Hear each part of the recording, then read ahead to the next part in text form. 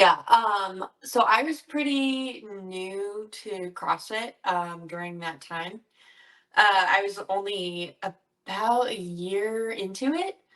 Um, yeah, the honestly like the whole like pandemic like lockdown.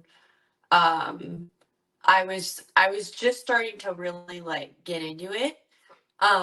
And it honestly just like sparked something in me I didn't know I had in me for the sport. I was still, and I think we'll talk about this more later. I was a very competitive horseback rider at the time. So that's most of my background growing up.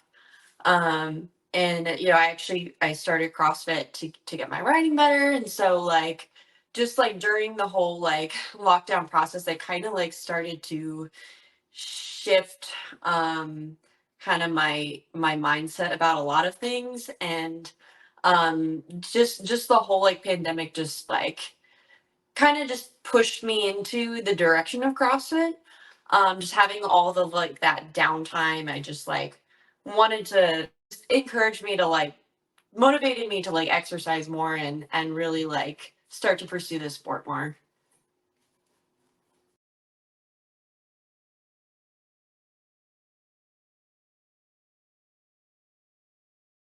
So I mean, it was tough because I didn't really know what to do when the gym I was attending like shut down.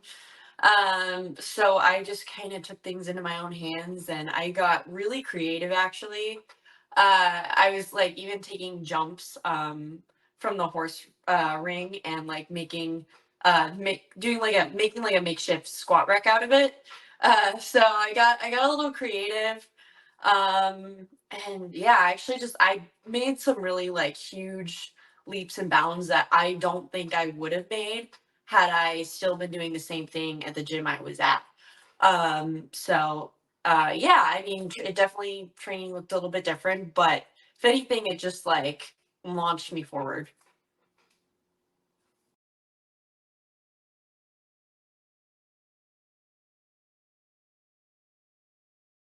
So yeah, I was a competitive horseback rider for like basically like I mean before I could even speak, I was on a horse. So I did that competitively until I was 18. Um, I have done a little bit of like horseback vaulting. A lot of people don't know what that is. It's like a mix between dance and gymnastics on a moving horse. So I did that a little bit on and off for a few years. But yeah, just kind of anything involved with horses. Grew up on a farm, so animals have always been close to my heart, and still are, even though I'm technically in the city now. Um, but yeah, I was just very competitive. I did not see myself in any other industry. But it's crazy how things can happen. So yeah, big change. But yeah, I've never looked back.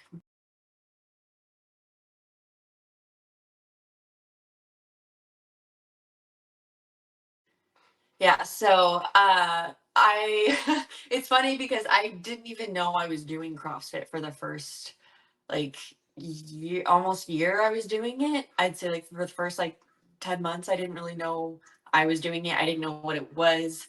Um, my mom actually had found a flyer on like this feed store, and I remember I was on a horse as she's telling me this, and because I was willing to do anything to get my riding better.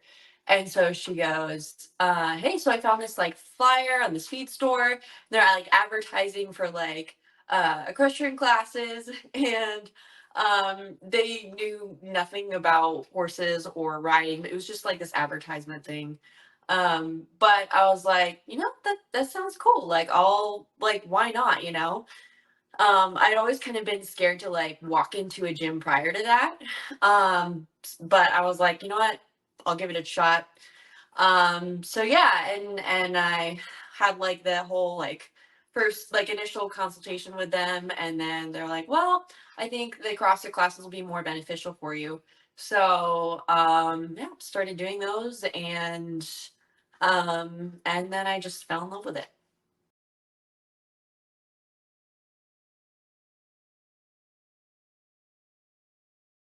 I train. I get to the gym typically these days around like 9:15. And then I train. I do like the AM session, which is like um typically like a lot of like biking or like rowing, just like some long kind of like longer pieces typically. Lately it's been sprints. So yeah, I'll train from like 9:15 to 11:30 typically, and um then I'll have a kind of short break, and then I start training at around 1ish to 3:30 or 4. So it's a lot. The evening sessions are typically more like lifting based. There's a lot more lifting. But yeah, it's a good like 5 to 6 hours a day. Um, but yeah, I'm on the typical CrossFit schedule, I'd say, of Monday, Tuesday, Wednesday, active rest day on Thursday, and then train again Friday and Saturday, and then it's just a full rest day.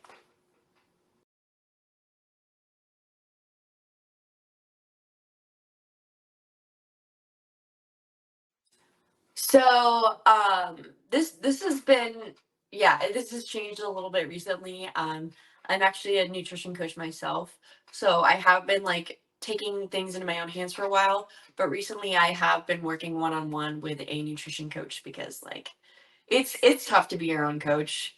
Sometimes like you just have to have somebody to just like be there and say like, hey, like it's okay to, you got to eat more, right? So I have like, I'm fairly strict following like the macros and all that, but I do like allow myself some flexibility every now and then, especially if I'm, meeting out with friends or something. Like I'll have a cheat meal like once, sometimes twice a week. And yeah, I'm a pretty clean eater, so I've actually been sugar free for about 8 years now. And then just yeah, mostly non-processed foods. Um, yeah, pretty healthy diet, but a little bit of flexibility in there.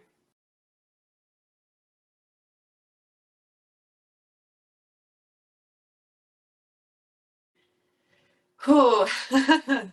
um, it's a lot. It's a lot. I think really just I think I only can balance it because I'm just so passionate about what I do. And I'm very particular about the environment I put myself in. Um, for me, it's like I can't stand having a job that like I walk into work and I'm just like stressed by the people I'm around. So like I think like for me a lot of it comes down to like I can balance something that's pretty like tedious and a lot of work as long as it's a positive environment. Um I train. I'm in the gym from like 9:15 to 4 o'clock in the afternoon, and then I start work from 5 to 10. So it is a pretty it's a pretty tough schedule. It at least it sounds like it, but it's pretty manageable when like I get to do what I love like every day. So it definitely makes it worth it.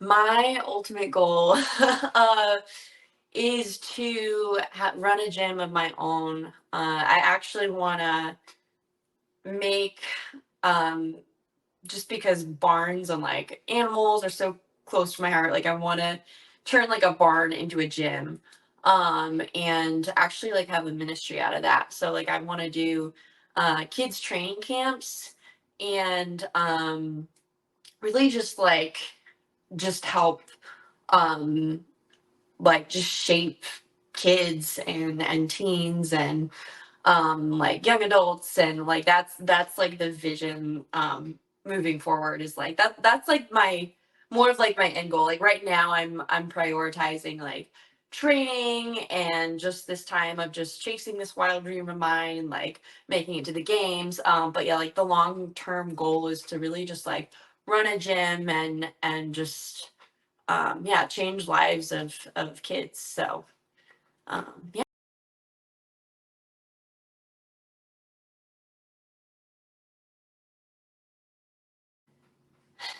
Honestly, it's and this is something that I would just encourage like young people who are like starting out the sport to think about is just like being really rooted and knowing your identity before you make CrossFit your identity, before you make your career or anything else you do. It's just like know who you are, and that'll like always keep you grounded. So that's kind of like the number one challenge I think like starting off has been. But I've just been continuing to get better about. So yeah, I think that would be the number one thing.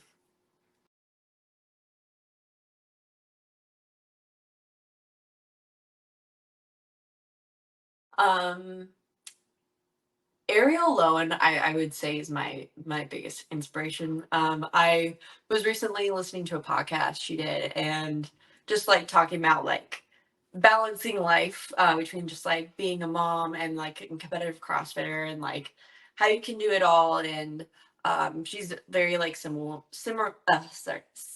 morals that I have. And so she's definitely a big inspiration of mine.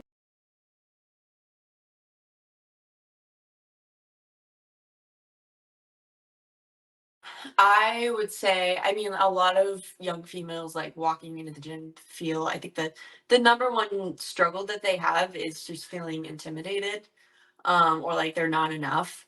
So I would just say like be patient, and it's so worth it. Like for me, when I started CrossFit, I was very just vulnerable and struggling with like some mental illnesses, and like just over time, like hearing people like point things out to me, like, "Hey, I noticed you're like so strong," and like I was in like the CrossFit Moms class for a while when I first started, and just like hearing people just like point things out, just like really just like lifted something off of me. And it's like this beautiful journey. So I would say like just enjoy it and don't be intimidated by it, because like it's only going to get better.